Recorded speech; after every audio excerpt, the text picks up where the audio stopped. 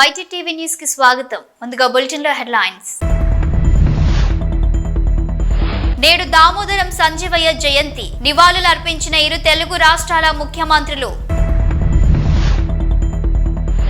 అక్రమంగా రేషన్ బియ్యం తరలింపు. 80 బస్తాల రేషన్ బియ్యం పట్టుకున్న Markapuram sub collector B Venkat త్రివీనాగ్.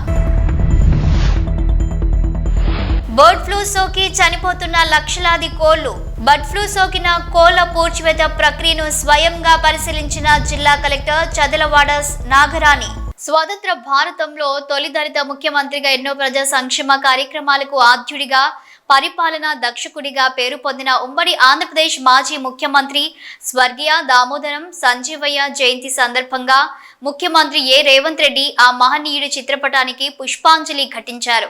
CM సలహాదారు వేం నరేందర్ రెడ్డి, కార్పొరేషన్ల చైర్మన్లు పటేల్ రమేష్ రెడ్డి, మానాల మోహన్ రెడ్డి, ఎమ్మెల్యేలు నాయని రాజేందర్ రెడ్డి, కుంభం అనిల్ కుమార్ రెడ్డి, ఎడ్యుకేషన్ కమిషన్ సభ్యులు చారగొండ వెంకటేష్, మాజీ ఎమ్మెల్యే సంపత్ కుమార్, ఇతర నేతలు సంజీవయ్యకి నివాళులు అర్పించిన వారిలో ఉన్నారు. నిజాయితీకి, నిరాడంబరత్వానికి, విలువలకు మారుపేరైన దామోదరం సంజీవయ్య 104వ జయంతి సందర్భంగా ఘన నివాళులు అర్పించారు. ఆంధ్రప్రదేశ్ ముఖ్యమంత్రి నారా చంద్రబాబు, దేశంలోని తొలి దళిత ముఖ్యమంత్రిగా పనిచేసిన సంజీవయ్య జీవిత ప్రస్థానం ఆద్యంతం స్ఫూర్తిదాయకం, ఆదర్శనీయం.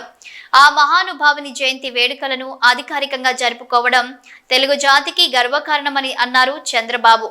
దామోదరం సంజీవయ్య జయంతి సందర్భంగా ఆయన దేశ సేవను, దళిత జనరోద్ధరణను స్మరించుకుందాం అని అన్నారు సీఎం చంద్రబాబు. మాజీ ముఖ్యమంత్రి స్వర్గీయ దామోదరం సంజీవయ్య జయంతి సందర్భంగా ఆ మహనీయునికి ఘన నివాళులు అర్పించారు మంత్రి నారా లోకేష్.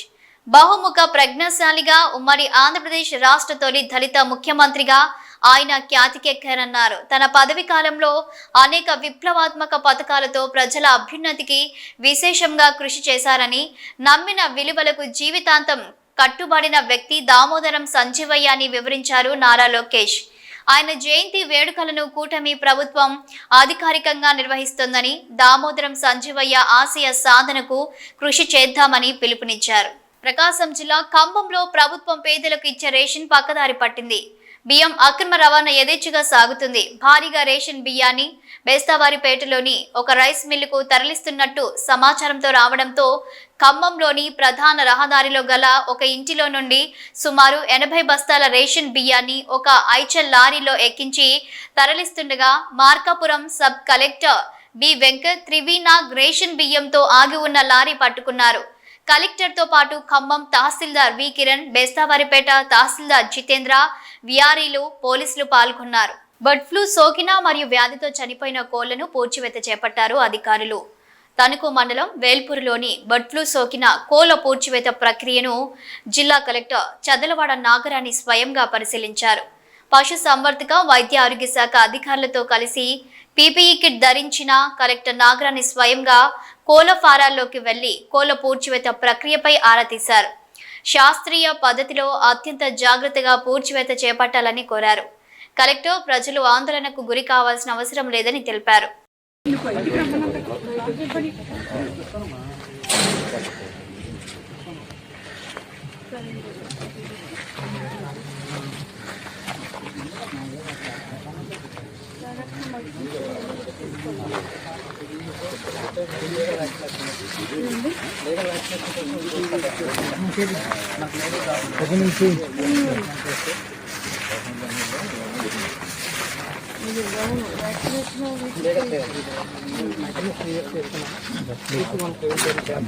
పల్నాడు జిల్లా ఒంటరిగా ఉన్న వృద్ధురాలిపై దాడి చేసి ₹1,00,000 నగదు అపహరించిన ఘటన సత్తెనపల్లి మండలం లక్కరాజు గార్లపాడులో చోటు చేసుకుంది. గ్రామానికి చెందిన 80 సంవత్సరాల నారాయణమ్మ కుటుంబ సభ్యులు పొలం పనులకు వెళ్లడంతో ఇంట్లో ఒంటరిగా ఉంది. దీన్ని పసిగట్టిన 2 గుర్తు తెలియని యువకులు ఇంట్లోకి ప్రవేశించి లోపల గడియపెట్టి వృద్ధురాలిని గోడకేసి బాది డబ్బులు ఇవ్వాల్సిందిగా బెదిరించి ₹1,00,000 నగదును తీసుకుని వృద్ధురాలిని నిర్బంధించి బయట నుంచి గడియపెట్టి పారిపోయారు. దాడి ఘటనలో వృద్ధురాలి తలకు గాయమవ్వగా కుటుంబ సభ్యులు ఇంటికి చేరుకోవడంతో ఈ ఘటన ఆలస్యంగా వెలుగులోకి వచ్చింది. బాధితురాలి ఫిర్యాదు మేరకు పోలీసులు కేసు నమోదు చేసుకుని దర్యాప్తు చేపట్టారు.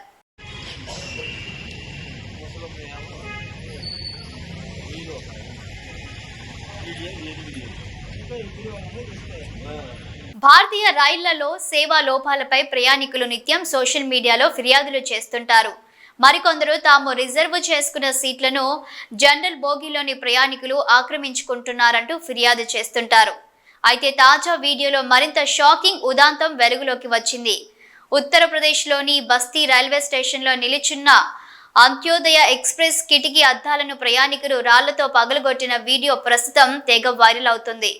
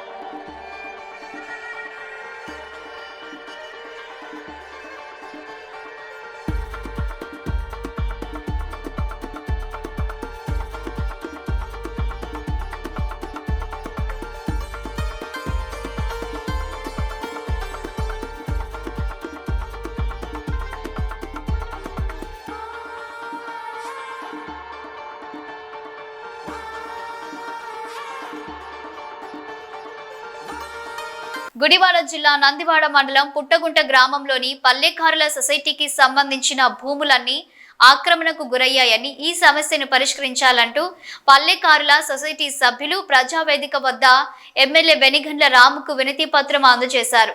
గ్రామంలో మంచినీటి సమస్య తీవ్రంగా ఉందని, నీళ్లు బయటకు వెళ్లే మార్గం లేకుండా డ్రైనేజీ వ్యవస్థను పూర్తి చేశారని తెలిపారు.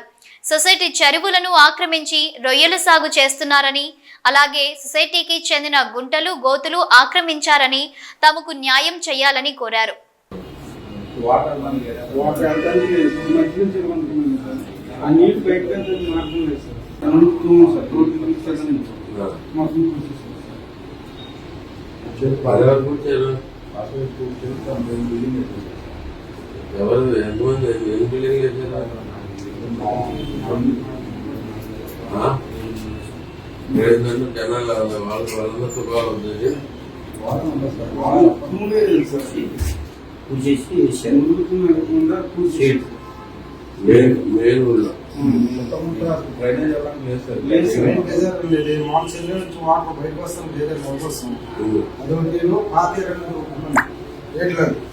అది కూడా మామూలుగా అయ్యాడు ఆరోగ్యం చేసుకుని చెరువులను తొలగిస్తున్నాం సార్. అదొకటి వాటర్ అనేది బయటికి వెళ్ళే అవకాశం లేదండి. మంగళగిరి అనుకుంటుంటే మంగళగిరి అనేది మామూలుగా అది పాత గొడవడి కింద వస్తుందండి. పల్లికారులు బతికి పదేసుకుని బతికి అది అదే పాయింట్ అని మా సొసైటీ ప్రెసిడెంట్ గారు. మళ్ళీ తర్వాత ఎంతమంది సంబంధించి దీంట్లో మనం వెళ్ళంటే జనాలు వాళ్ళు ఎవరన్నా ఇబ్బంది పడేవాళ్ళు ఎవరున్నారు? ఒక 6-7 కుటుంబాలు ఉన్నాయి నాకు. వాళ్ళకి ఇబ్బంది అంటే ఈ ముసుకుని వెళ్ళేదండి, ముసుకుని వెళ్ళేది వాళ్ళకి ఇబ్బంది. మళ్ళీ తర్వాత ఇబ్బంది పడే ఏది లేదు. ఇంకా చేతులు పూర్తి చేసి చెరువులు గవర్నమెంట్ భూమి మామూలుగా దాని మీద మాకు ఒక గవర్నమెంట్ ఒక 10 రూపాయలు పెట్టిన రూపాయలు తినడానికి అవకాశం ఉంది మాకు. అయితే నేను వాటర్ అనేది కొంతమంది తిరుగుతుంటే ఆ బోధ అనేది వదిలిపెట్టుకుని కొంతమంది మేలుకున్నారు. గవర్నమెంట్ నుంచి కొంతమంది బోధనలు వదిలిపెట్టుకుని కొంతమంది మేలుకున్నారు. కొంతమంది డైరీగా పూర్తి చేసి అది పెద్దలకైనా పూడ్చినప్పుడు మనం పూర్తి ఏంటి అన్నట్టుగా పూర్తి చేసుకున్నాడు. బుడమేరు దాటాలి సార్. బుడమేరు ఉంది మనం గూడెం దాటిన తర్వాత గుజ్జిగారు పొలాలు పట్టినాయి సార్.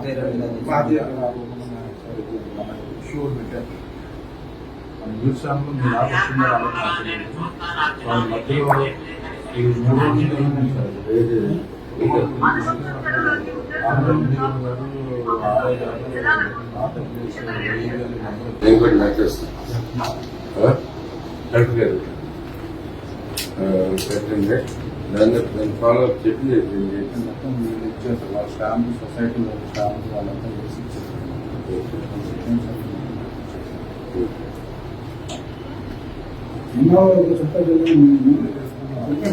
ఇదే ఇది ఏం చేస్తామంటే దీని మీద చర్యలు తీసుకోమని చెప్పి లెటర్ యాడ్ చేసి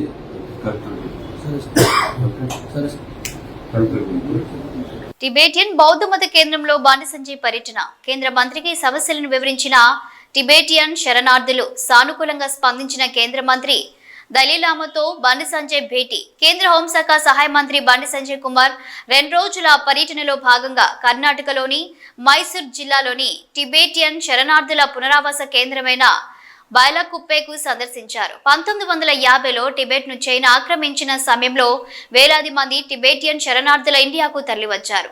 టిబెటియన్ బౌద్ధ మత కేంద్రం ప్రస్తుతం బైలాకుప్పెలో ఉంది. ఈ ప్రాంతంలో 15,000 మందికి పైగా టిబెటియన్ శరణార్థులు నివసిస్తున్నారు. టిబెటియన్ బౌద్ధ సంప్రదాయాలకు అనుగుణంగా అనేక మఠాలు, మఠ పాఠశాలలు, దేవాలయాలను నిర్మించుకున్నారు. ఈ నేపథ్యంలో టిబెటియన్ శరణార్థుల స్థితిగతులు, సమస్యలను తెలుసుకునేందుకు బైలాకుప్పెకు వచ్చేసిన కేంద్ర మంత్రి బండి సంజయ్ కు బౌద్ధ మత గురువు 14వ దలైలామా ప్రతినిధి జుగ్మే జిగ్నే, మైసూర్ కాలనీల ప్రధాన ప్రతినిధి జూనియర్ జుగ్మే సుల్టాన్, జిల్లా మైనార్టీ అధికారి శిల్ప, స్థానిక అధికారులు ఘన స్వాగతం పలికారు. అనంతరం బైలాకుప్పెలోని FTCI గెస్ట్ హౌస్ నుండి స్థానిక గోల్డెన్ టెంపుల్ ను దర్శించారు. గోల్డెన్ టెంపుల్ విశేషాలను బౌద్ధ మత గురువుల ద్వారా అడిగి తెలుసుకున్నారు. అందులో భాగంగా పద్మ సంభవ, బుద్ధ, అమితాయుస్ల ఎత్తైన 40 అడుగుల భవ్య విగ్రహాలను దర్శించుకున్నారు. గోల్డెన్ టెంపుల్ తో పాటు పెనూర్ రింపూచే సమాధి, సరాలాచే philosophy university temple, organic research training centre, old age హోమ్లను సందర్శించారు స్థానిక అధికారులు. బౌద్ధ మత గురువులతో సమావేశమై వారు ఎదుర్కొంటున్న సమస్యలను అడిగి తెలుసుకున్నారు. 1950లో టిబెట్ నుండి ఇండియాకు వలస వచ్చిన వారిలో చాలా మందికి ఆధార్ కార్డులు లేవని, తమ ప్రాంతంలో ప్రత్యేకంగా ఆధార్ కేంద్రాన్ని ఏర్పాటు చేయాలని కోరారు. త్వరలోనే వాటి పరిష్కారానికి కృషి చేస్తానని హామీ ఇచ్చారు. బండి సంజయ్ 14వ బౌద్ధ మత గురువు దలైలామాతో భేటీ అయ్యారు.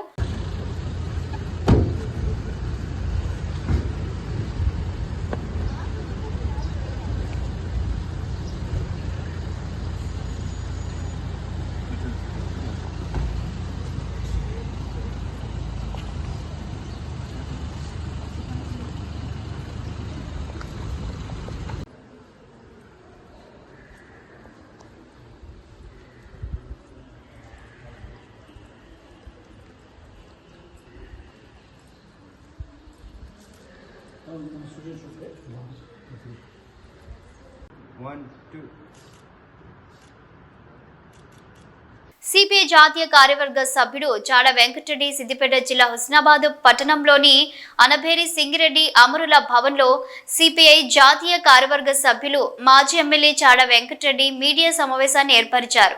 ఈ సమావేశంలో ఆయన మాట్లాడుతూ సుప్రీంకోర్టు ఫిరాయింపుల చట్టంపై, నేరపూరిత రాజకీయాలపై, ఉచిత పథకాలపై ఎన్నో సలహాలు, సూచనలు ఇచ్చినప్పటికీ కేంద్ర రాష్ట్ర ప్రభుత్వాలు ఏమాత్రం పట్టించుకోవడం లేదన్నారు.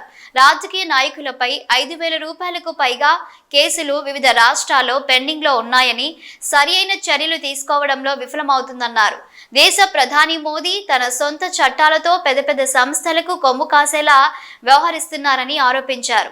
రైతు చట్టాలపై ధర్నాలు చేసినా పట్టించుకోవడం లేదన్నారు. గత బీఆర్ఎస్ ప్రభుత్వం ఎమ్మెల్యేల పార్టీ ఫిరాయింపులను ప్రోత్సహించిందని, నేటి కాంగ్రెస్ ప్రభుత్వం కూడా తక్కువేం కాలేదన్నారు.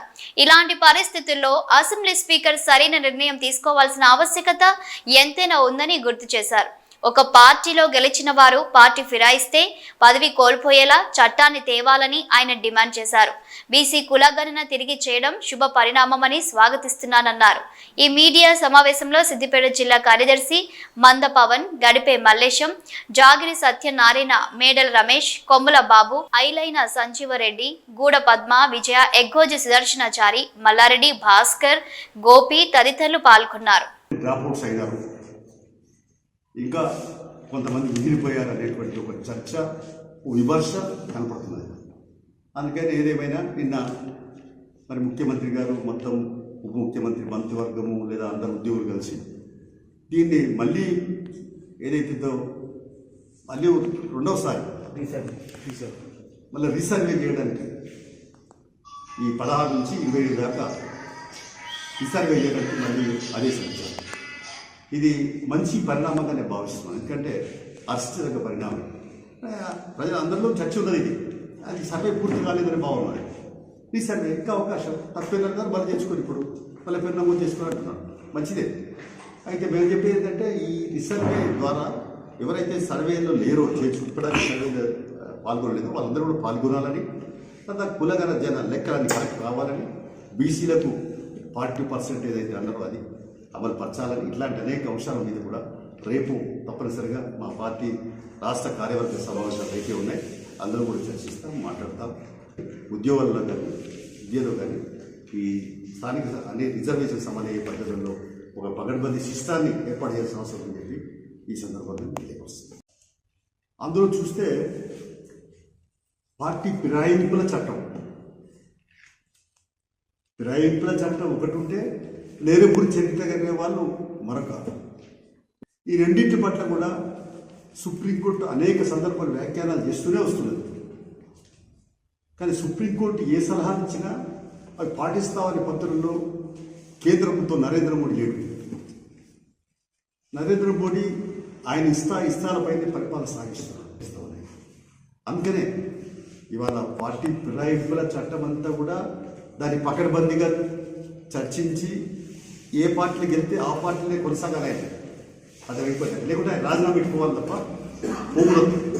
ఇలాంటి ఒక కండిషన్స్తో కూడుకున్నటువంటి మరి చట్టం ఆటోమేటిక్గా రావాలి అంతే. స్పీకర్ అనుమతి, స్పీకర్ రాజీనామా కాదు.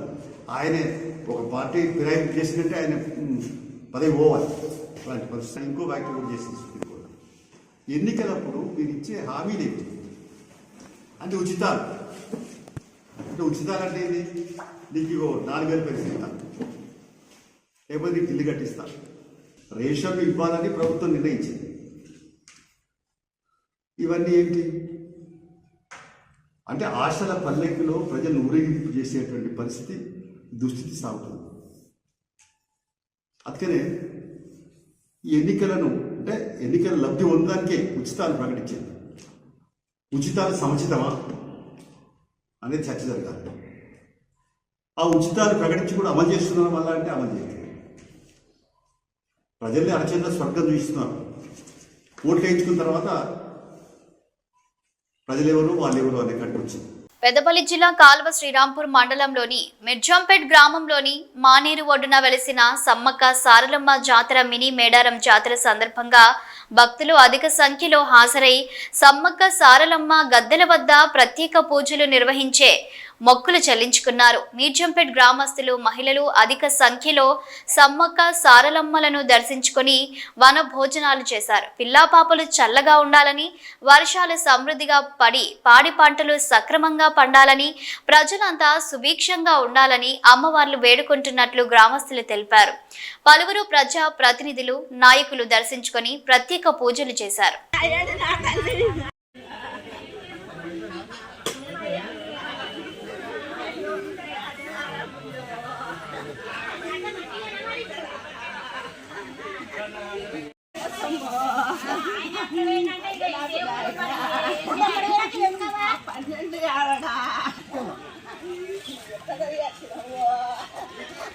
Nah,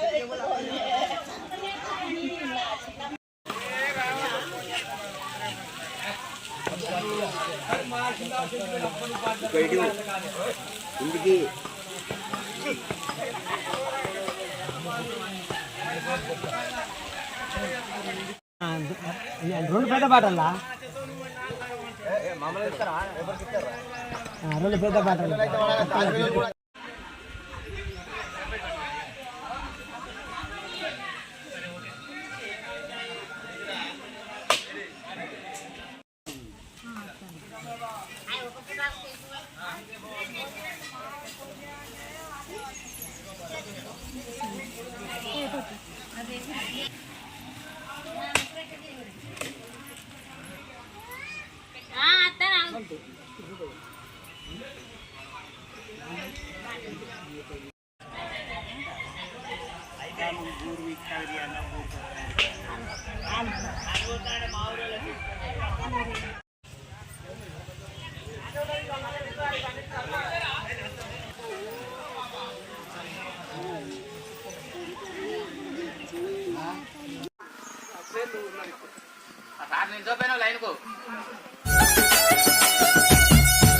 నిరుద్యోగులు, ఉద్యోగులు, విద్యా వ్యవస్థ, మహిళా సాధికారతలని 4 అంశాలతో రాజకీయాలకు వచ్చినట్లు బీఎస్పీ ఎమ్మెల్సీ అభ్యర్థి ప్రసన్న హరికృష్ణ పేర్కొన్నారు. శుక్రవారం కరీంనగర్ ప్రెస్ క్లబ్ లో మీడియా సమావేశంలో మాట్లాడుతూ ఎమ్మెల్సీగా అధిక మెజారిటీతో గెలిపించాలని, సమస్యలపై స్పందించే తనను శాసన మండలికి పంపించాలని కోరారు. నిజం వ్యక్తిత్వం గెలవాలని కోరారు. బీఎస్పీ రాష్ట్ర అధ్యక్షుడు ప్రభాకర్ మాట్లాడుతూ ఈ ఎన్నికలలో బీఎస్పీ పార్టీ బలపరిచిన ప్రసన్న హరికృష్ణ, ఉపాధ్యాయ ఎమ్మెల్సీ యాటకారి సాయన్నలను ఎమ్మెల్సీలుగా గెలిపించాలని కోరారు. ఈ కార్యక్రమంలో పలువురు నిషాని రవిచంద్రం, వెంకన్న, సమ్మన్న, శ్రీనివాస్ తదితరులు పాల్గొన్నారు. జై భీమ్. ఈరోజు ఈ పత్రికా సమావేశానికి హాజరవుతున్నటువంటి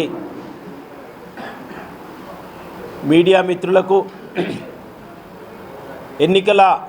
ఎమ్మెల్సీ ఎన్నికలకు సంబంధించిన సమాచారాన్ని ఎప్పటికప్పుడు ప్రజలకు అందజేస్తూ, గ్రాడ్యుయేట్స్కు, టీచర్స్కు అందజేస్తూ, ఎవరు సరి అయిన వ్యక్తి అనే విషయంలో ఎంపిక చేసుకోవాలి, ఎన్నిక చేసుకోవాలనే విషయాన్ని తమ విలువైన మీడియా ద్వారా తెలియజేస్తున్నటువంటి పాత్రికేయ మిత్రులందరికీ ప్రత్యేకమైన ధన్యవాదాలు.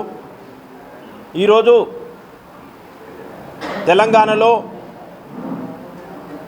3 ఎమ్మెల్సీ స్థానాలకు ఎన్నిక జరుగుతున్న విషయం తెలంగాణ రాష్ట్రంలోని ప్రజలందరికీ తెలుసు. అయితే ఉమ్మడి మెదక్, ఉమ్మడి నిజామాబాద్, ఉమ్మడి ఆదిలాబాద్, ఉమ్మడి కరీంనగర్ జిల్లాలకు సంబంధించి ఒకటి పట్టభద్రుల ఎమ్మెల్సీ స్థానానికి, మరొకటి టీచర్ ఉపాధ్యాయ ఎమ్మెల్సీ స్థానానికి, రెండింటికి కూడా ఈరోజు బహుజన్ సమాజ్ పార్టీ నుండి అభ్యర్థులను పెట్టడం జరిగింది. మా అధినాయకురాలు బహింజీ కుమారి మాయావతి గారి ఆశీస్సులతోటి, వారి ఆదేశానుసారం ఇక్కడ పట్టభద్రుల నుండి గౌరవనీయులు ప్రసన్న హరికృష్ణ గారికి బహుజన్ సమాజ్ పార్టీ అభ్యర్థిగా నిలబెట్టడం జరిగింది. అదేవిధంగా టీచర్ స్థానం నుండి యాటకారి సాయన్న గారిని అభ్యర్థిగా నిలబెట్టడం జరిగింది.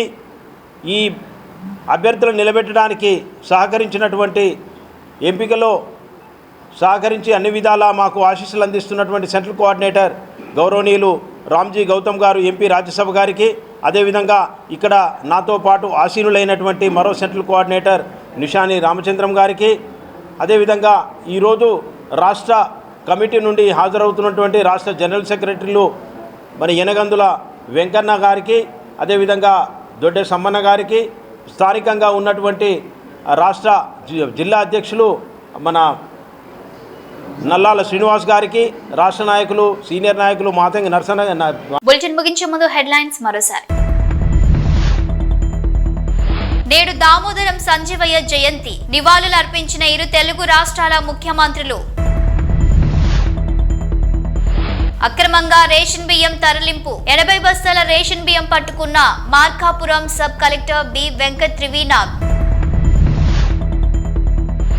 బర్డ్ ఫ్లూ సోకి చనిపోతున్న లక్షలాది కోళ్లు, బర్డ్ ఫ్లూ సోకిన కోళ్ల పూడ్చివేత ప్రక్రియను స్వయంగా పరిశీలించిన జిల్లా కలెక్టర్ చదలవాడ నాగరాణి. ఇవి bulletin updates. Keep watching news.